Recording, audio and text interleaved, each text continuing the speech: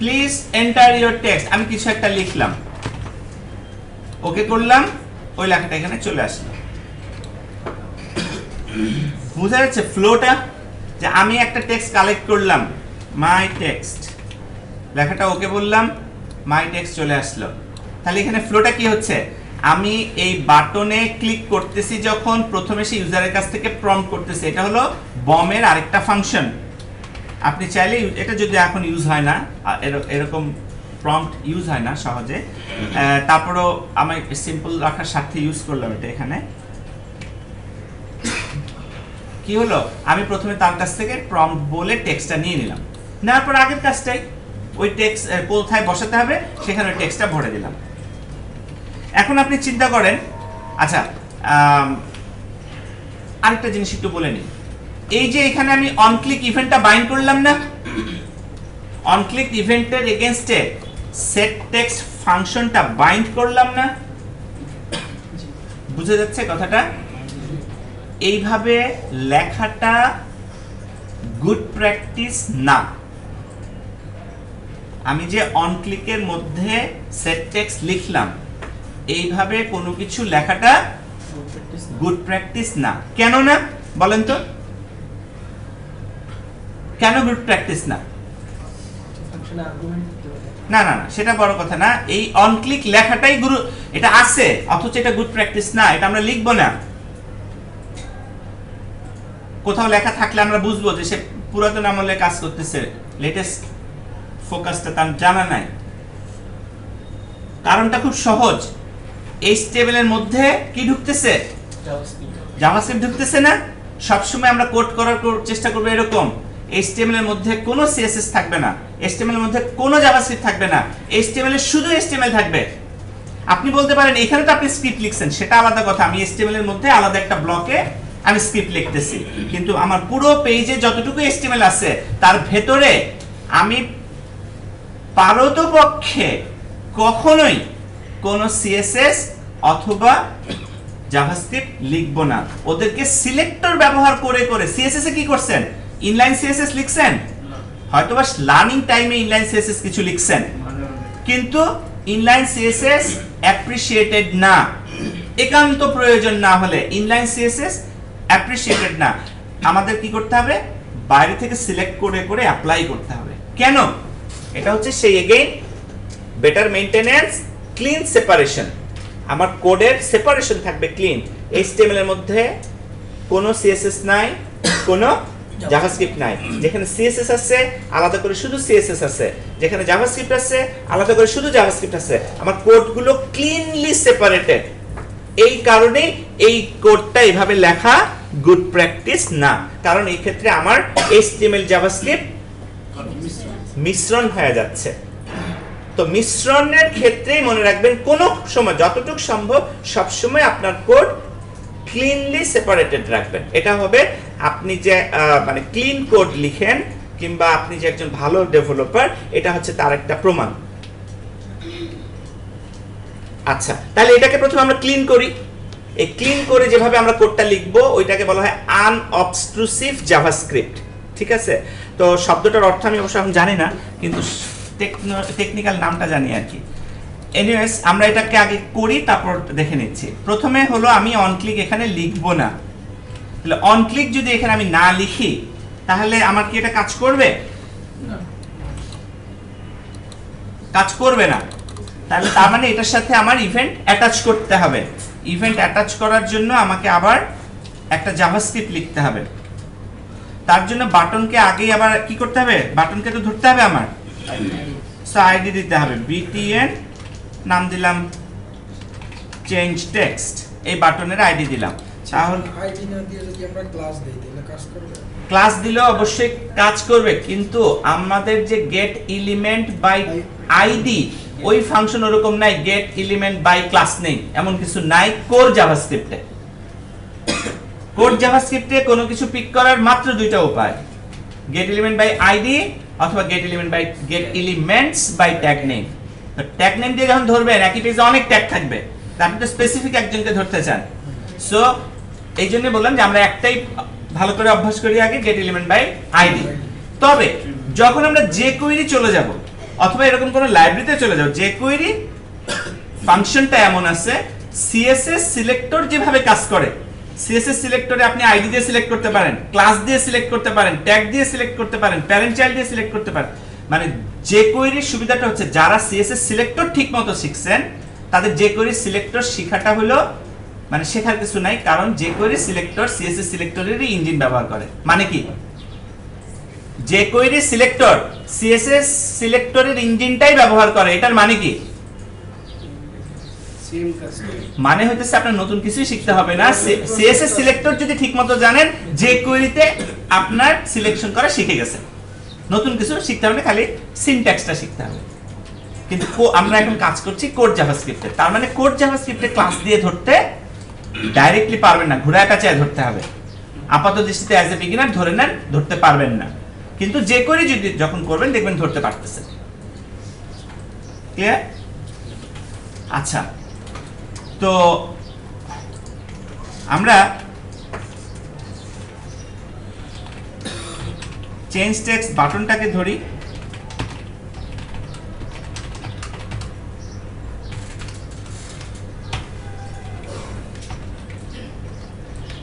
বাটনটা আমরা পেলাম, রাইট? এই আইডিয়া আছে বাটনে। এখানে আমরা বাটন যে যে আমরা আইডিটা নিলাম ওটা হচ্ছে ওই বাটনের আইডিটা না? জি, আর যেটা নিলাম আমি একই নাম রাখছি, তাতে আমার কষ্ট কম, কিন্তু এটা এমন না যে একই নাম হইতেই হবে। একই নাম হলে কি আমার জন্য রিডেবল, সোজা মনে রাখতে কষ্ট কম হচ্ছে, সেই জন্য। আচ্ছা, এই যে এটাকে ধরলাম, এটার সাথে আমাদের করতে হবে কি, add event listener, add event listener.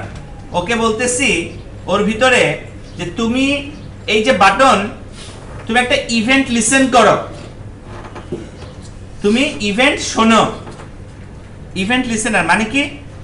কি ইভেন্ট লিসেন করবা? Click event. তোমার কেউ ক্লিক করা মাত্র তুমি একটু খেয়াল রাখবা, ক্লিক করলে তোমার জন্য বাড়তি কাজ রেডি করতেছি আমি। বুঝা যাচ্ছে? ওকে বলে দিচ্ছি বাটন ডট টেক্সট, আমি তো ওখানে অন ক্লিক লিখতে পারি নাই, তাহলে ওই বাটনের মধ্যে ইভেন্টটা অ্যাটাচ করব কিভাবে? Event already is there, click আছে, মাউস ওভার আছে, সব আছে, কিন্তু ক্লিক করলে কি করতে হবে এটা তো ও জানে না, এটা জানাইতে হবে। তো ওকে বলতেছি তোমার ভিতর যত ইভেন্ট হবে, ক্লিক ইভেন্টে কি করতে হবে এটা মানে ক্লিক হইলে খেয়াল রাখবা, তোমার একটা কাজ করতে হবে। কি কাজ? তোমাকে এই ফাংশনটা রান করতে হবে। এরপর থার্ড প্যারামিটার মুখস্থ ফলস। এটা কেন এখন আমি বুঝাতে যাচ্ছি না, এটা আমার গ্রামারে যাচ্ছে না, এটা মুখস্থ সবসময় ফলস, কখনো চেঞ্জ হবে না। আচ্ছা, সেট টেক্সট এটা আমরা এটা দিব না, প্যারেনথেসিস। আচ্ছা, এইখানে আমরা প্যারেনথেসিস দিব না, কারণ এখানে আমরা তাকে শুধু বলে দিচ্ছি ফাংশনটার নামটা কি, ওর দরকার মতো এক্সিকিউট করার সময়। যে এখানে আমি ফাংশন কল করছি না, এনাকে আমি জাস্ট নামটা জানাই দিচ্ছি যে যখন তোমার ক্লিক হবে তখন এটা তোমার রান করতে হবে। এখানে হয়তো বা একটু এটা লাগতে পারে, দাঁড়ান লেটস সি। হ্যাঁ, একটা এরর হয়েছে। Add event button change, add event listener is not a function. দেখি একটু অ্যাড ইভেন্ট লিসেনার, আমি ভুলে গেছি। দেখি হতে পারে, ভুল হতে পারে।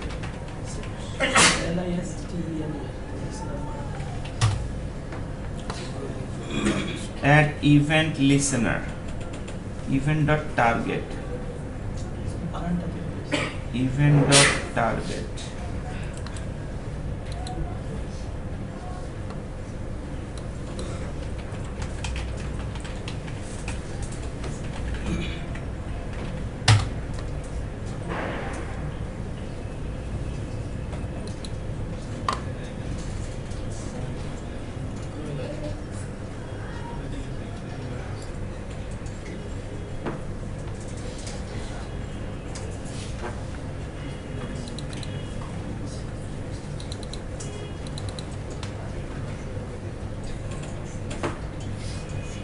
এখানে ট্রু দিছে। আচ্ছা, ওটা সমস্যা নাই, ওটা হয় ট্রু অথবা ফলস, সবসময় ফলস ইউজ করেন।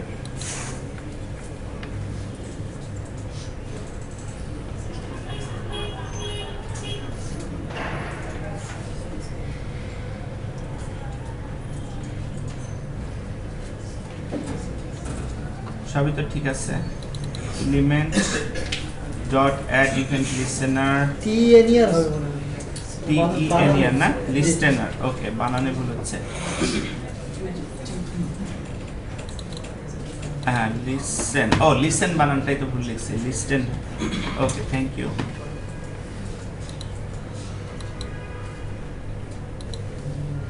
ঠিক আছে, তার মানে এখন দেখেন আমি কিন্তু কি করলাম, আমি ওই ক্লিক ইভেন্ট বাইন্ড করে দিলাম, কিন্তু আমি HTML এর মধ্যে কিন্তু আমার কোনো জাভাস্ক্রিপ্ট নাই। এখানে ক্লিক বাদ দিয়ে বলে দিলাম মাউস ওভার,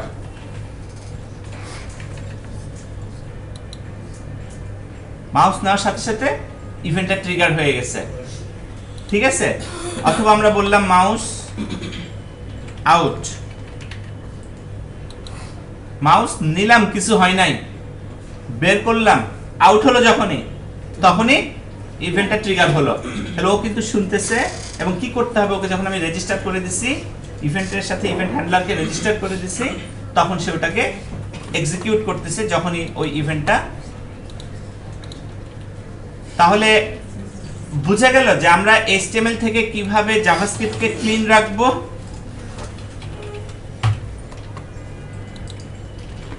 আচ্ছা, এখন আমরা যেটা করতে চাই, এখানে মনে করেন একটা ফর্ম বানাতে চাই।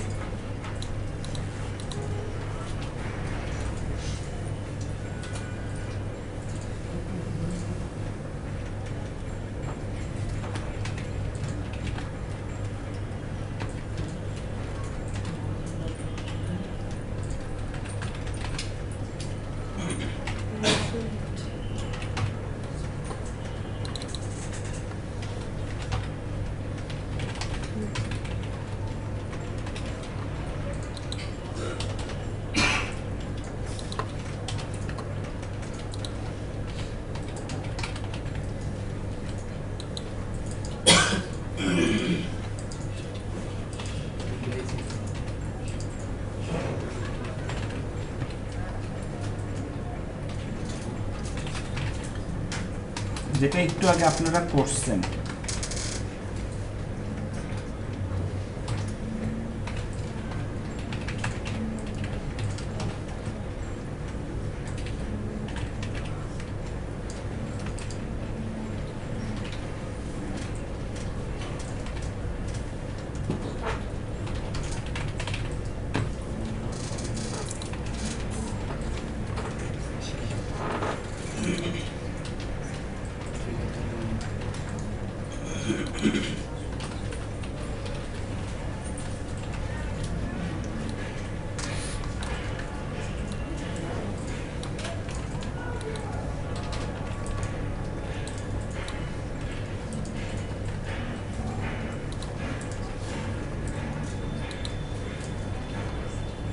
এই বাটনটাকে তখন আমরা নাম দিয়ে দিই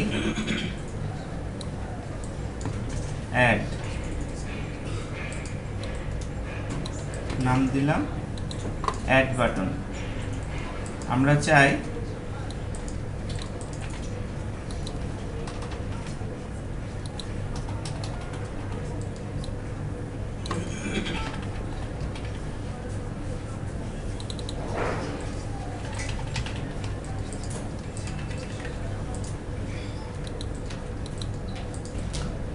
কথার কথা, আমরা চাই এখানে একটা নাম্বার 1 এর নাম্বার লিখবো, নাম্বার 2 তে আরেকটা নাম্বার লিখবো, অ্যাডে ক্লিক করলে রেজাল্ট এখানে বসে যাবে। এরকম কিছু একটা আমরা করতে চাই, সিম্পল। এখানে লিখবো 2, এখানে লিখবো 3, যোগ করব, এখানে চলে আসবে 5। ঠিক আছে, তাই যদি হয় তাহলে আমরা একটু প্রথমে সাজায় ফেলি কুইকলি, যে আমার এখানে ফাংশন প্রয়োজন, ফাংশনের নাম দেই। আমাদের ফাংশনটার নাম কি? অ্যাড। অ্যাড ফাংশনে আমার ভ্যারিয়েবল কি কি হবে? দুটো নাম্বার,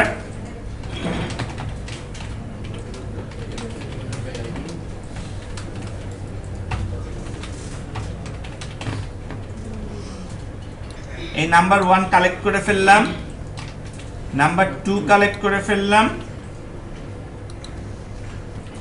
এরপর আমার রেজাল্ট দরকার।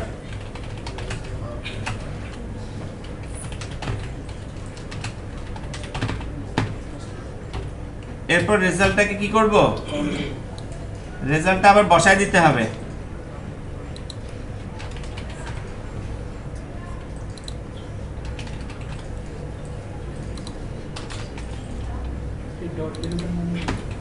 বুঝাচ্ছি।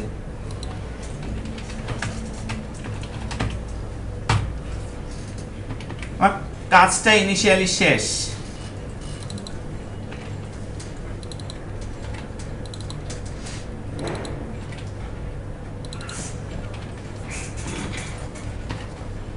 আগে দেখি একবার, তারপর আমি বুঝাচ্ছি। সো নাম্বার 2 নাম্বার 3 যোগ করলাম, হলো না কিছু, তাই না? আচ্ছা দেখা যাক, স্টেপ বাই স্টেপ যাই তাহলে। ও অনেকক্ষণ সময় লাগছে, কারণ এখানে আমি মাউস আউটে আছে। এটা কোথায় আছে? Mouse out. তাই তো 23 পর্যন্ত যোগ করলে যদি দম বেড়ে যায়, দুইটা যোগ, তাই না? তো খারাপ কথা। কে 2 আর 3 এর যোগফল 23? ওকে, হ্যাঁ সহজ হিসাব তো। বাহ, এই সো এটাকে আমরা এখন বুঝবো স্টেপ বাই স্টেপ। আগে লাইন বাই লাইন যাই। সেটা হলো, প্রথমে আসি যে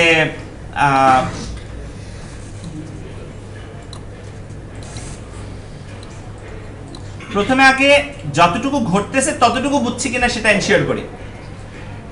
প্রথমত হলো, আমি যেহেতু বাটনের সাথে এই পেজে, প্রথমে বলেন তো এই পেজটা যখন লোড হবে, এই পেজটা যখন লোড হবে, কোন লাইনটা, জাভাস্ক্রিপ্টের কোন লাইনটা সর্বপ্রথম এক্সিকিউট হয়েছে?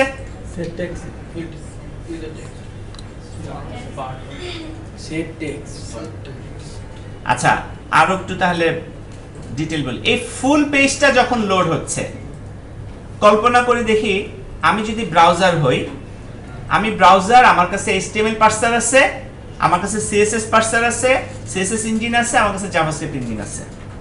আমি এই পেজটাকে লোড করব, তাহলে আমি কি করছি? এই পেজটা যখন আমার কাছে আসলো, আমি কি করতেছি? আমি এই লাইনটা পাইছি, এটা HTML, আমার HTML পার্সারকে এটা বসায় ফেলছি।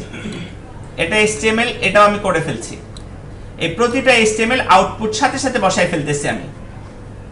আমি এতটুকু পর্যন্ত লাইন বাই লাইন 100% বসাইছি, কোনো ব্যতিক্রম করি নাই। এইখানে আসার পর আমি এখন জাভাস্ক্রিপ্ট ইঞ্জিন হিসেবে রান করতেছি। এখানে তো আর আমার HTML ইঞ্জিন কাজ করছে না, এখানে জাভাস্ক্রিপ্ট পার্সার কাজ করতেছে। জাভাস্ক্রিপ্ট পার্সার হিসেবে সেটটেক্সট ফাংশনটার ডেফিনেশনকে আমি শুধু মেমোরিতে রেখে দিছি। এটা ডেফিনেশনকে আমি কিন্তু এটা এক্সিকিউট করি নাই, এটা ডেফিনেশনটা আমি খালি আমার স্মরণে রেখে দিছি। তারপর পেলাম আরেকটা ফাংশন, এগেইন এখানে কোনো ফাংশন কল হয় নাই, খালি ফাংশনের ডেফিনেশন আমি এগেইন মাথার মধ্যে রেখে দিছি। তার মানে এতটুক পর্যন্ত আসা, 53 নাম্বার লাইন পর্যন্ত HTML গুলোকে সব আমি রেন্ডার করে দেখাই দিছি। As a JavaScript engine script যেখান থেকে শুরু হয়েছে 38 থেকে 53 পর্যন্ত আমি জেনে রাখছি অ্যাড নামে একটা ফাংশন আছে, সেট টেক্সট, আমি এটা ডেফিনিশন আমার মাথায় রেখে দিছি। এর বাড়তি কোনো কাজ কিন্তু আমি এখনো করি নাই। 54 নাম্বার লাইনে এসে আমি কি করছি? 54 নাম্বার লাইনে এসে আমি HTML এর মধ্য থেকে বাটন অ্যাড যার আইডি, সেই বাটনটাকে খুঁজে বার করে সেই অবজেক্টটাকে বাটন অ্যাড নামে একটা ভ্যারিয়েবলের মধ্যে ভরে রেখে দিছি, আর কিছু করি নাই। বাট এই 54 নাম্বার লাইনে কিন্তু আমি HTML এর একটা অবজেক্টকে জাভাস্ক্রিপ্টের মধ্যে ভরে ফেলছি। ভরছে কিনা? HTML এর বাটন অ্যাড যার আইডি ছিল, সে কি বাটন ছিল না কি ছিল ও এটা জানে না, ও জানে ওর আইডি বাটন অ্যাড। সো ওই আইডি নামে যাকে পাইছে তাকে একটা অবজেক্ট বানায় ভ্যারিয়েবলের মধ্যে ভরে রাখছে। ভরার পর ওই অবজেক্টটাকে বলে দিচ্ছে যে তোমার ভিতর একটা ইভেন্ট বাইন্ড করো। এটা করার জন্য এই যে ফাংশনটা এক্সিকিউট করতেছে সে, অ্যাড ইভেন্ট লিসেনার একটা বিল্ট ইন লাইব্রেরি ফাংশন। এই ফাংশনটার মধ্যে 3টা প্যারামিটার দিতে হয়। একটা প্যারামিটার হলো আমি যে ইভেন্ট হ্যান্ডেল করব, কোন ইভেন্ট, বলে দিলাম ক্লিক ইভেন্ট। অন্য যত ইভেন্টই হোক তোমার পাত্তা দেওয়ার দরকার নাই, কিন্তু ক্লিক হলে একটু খেয়াল রাখো। কি খেয়াল রাখবা? অ্যাড নামে যে ফাংশনটা আছে এই ফাংশনটাকে তুমি কল করবা। ও অলরেডি মেমোরির মধ্যে অ্যাড আছে, ওর অ্যাড নামের ফাংশনটাকে কল করবা। ফলসটা কেন আপাতত এটা বোঝার দরকার নাই, খালি মাথায় যদি কারো এটা দরকার নেই অ্যাকচুয়ালি অ্যাড মুখস্থ বসায় দিবেন, ফলস ফলস কথাটা মুখস্থ বসায় দিবেন, শেষ। তাহলে এই যখন কাজ শেষ পেজটা কিন্তু এরকম করে লোড হবে, পেজ কিন্তু আর কিছুই করবে না। বাট এখানকার জাভাস্ক্রিপ্ট রেডি হয়ে বসে আছে, জাভাস্ক্রিপ্ট রেডি হয়ে বসে আছে, অ্যাড এর মধ্যে ক্লিক করলে আমি অ্যাড ফাংশনটা নিয়ে কাজ করব, আর কোনো কিছু কিন্তু এখানে নাই। বাট একটা জিনিস আমি রেডি করে রাখছি, কেউ একজনকে বসায় রাখছি, যেমন টিকিট কাউন্টারে জানলার পাশে টিকিট বিক্রি করে যে বসে থাকে, ওর কিন্তু কোনো কাজ নাই, বসে আছে গল্প করতেছে, কিন্তু টিকিট কাউন্টারের পাশে এসে কেউ যদি বলে আমার একটা টিকিট দেন, সাথে সাথে অ্যাক্টিভিটি শুরু। আবার টিকিট দেওয়া শেষ, ও কিন্তু চুপচাপ বসে আছে, পান খাচ্ছে, গল্প করছে। সো এখন জাভাস্ক্রিপ্ট অবজেক্টটাও কিন্তু চুপচাপ বসে আছে, ওর কিছু করার নাই, কিন্তু যখনই অ্যাড বাটনে ক্লিক হবে ও অ্যাক্টিভ হয়ে উঠবে, কারণ শুধু ওই ইভেন্টের সময় ওকে বলা হয়েছে কিছু একটা করতে। তাহলে যখন এখানে ক্লিক করা হবে তখন ও কি করবে? তো ওখানে বলা হইলো যে যখন ক্লিক করবা তুমি প্রথমে করো কি, নাম্বার 1 এ কোন নাম্বার আছে সেটা নিয়ে আসো। কি অ্যাড ফাংশন এটা বলা আছে না? ডকুমেন্ট আপনারা জিজ্ঞেস করছিলেন ভ্যালুটা কি, ভ্যালু কি HTML এ ভ্যালু কি? ফর্ম এলিমেন্টে যখন HTML এর মধ্যে ভ্যালু থাকে, এটা কি ভ্যালু আছে না? কি সেটা? অ্যাট্রিবিউট। আপনারা যদি ফর্ম এলিমেন্টের ভ্যালু দেন, সেই ভ্যালুটা ফর্ম এলিমেন্টে দেখা যায় না? টেক্সট বক্স টেক্সটে দেখা যায় না? সেই ভ্যালুটাই জাভাস্ক্রিপ্টে হলো প্রপার্টিজ, ওই অবজেক্টটার, ফর্মের যে অবজেক্ট সেই অবজেক্টের প্রপার্টিজ। কাজেই আমি যে এই যে টেক্সট বক্সের নাম্বার 2 তে 2 লিখলাম বা 3 লিখলাম, 23 লিখলাম, এটা HTML এর ভ্যালুর ভিতর বসে আছে না? আর জাভাস্ক্রিপ্ট যখন document.getElementById নাম্বার 1 কে নিয়ে আসলো, ওই অবজেক্টটাও নিয়ে আসলো, ওই অবজেক্টে বললাম সবকিছু নিয়ে আসবে, তার ইনার HTML নিয়ে আসবে, তার ট্যাগ নেম নিয়ে আসবে, সেরকম তার ভ্যালুকেও নিয়ে আসবে। তা আমার তো এখন কি দরকার? আমার কি অন্য কিছু দরকার না ভ্যালুটা দরকার? সেইজন্য আমি ভ্যালুটা নাম্বার 1 এর মধ্যে বসায় ফেললাম। তা আমি বুঝে গেলাম যে ওই ইউজার কত দিছে, নাম্বার 1 এ 23 না কত, এটা আমি সাথে সাথে কিন্তু পেয়ে যাচ্ছি। আর এখানে আমি মনে করেন আবার দিলাম 22, তার মানে নাম্বার 2 তে কি আছে? এই অ্যাড ক্লিক করা মাত্রই তো 46 নাম্বার লাইন রান করবে, 47 নাম্বার লাইন রান করবে, রান করে নাম্বার 1 ভ্যারিয়েবল, নাম্বার 2 ভ্যারিয়েবল, এই দুটো আমার একসাথে পেয়ে গেলাম। তাহলে তারপর তো সহজ ভাষায় আমি যোগ করব, নাম্বার 1 যোগ নাম্বার 2 যোগ করলে রেজাল্ট পাবো। রেজাল্ট যোগে যে পাশাপাশি বসতেছে না কি সেটা একটু পরে আসি, কিন্তু যোগ তো হচ্ছে। যোগ হওয়ার পর আমার পরের কাজ ছিল যে রেজাল্টের মধ্যে ভ্যালুটা বসানো। তার মানে কি রেজাল্ট অবজেক্টটার ভ্যালু প্রপার্টিসে ভ্যালু বসানো। তা আমি কি করলাম, document.getElementById রেজাল্ট, রেজাল্ট নামে ট্যাগটা নিয়ে যে অবজেক্ট আমি পেলাম, সেই অবজেক্টের যে ভ্যালু প্রপার্টিস আছে, সেই ভ্যালু প্রপার্টিসের মধ্যে রেজাল্ট ভ্যালুটা ভরে দিলাম, এবং এই কারণে আমার এখন এটা আসছে।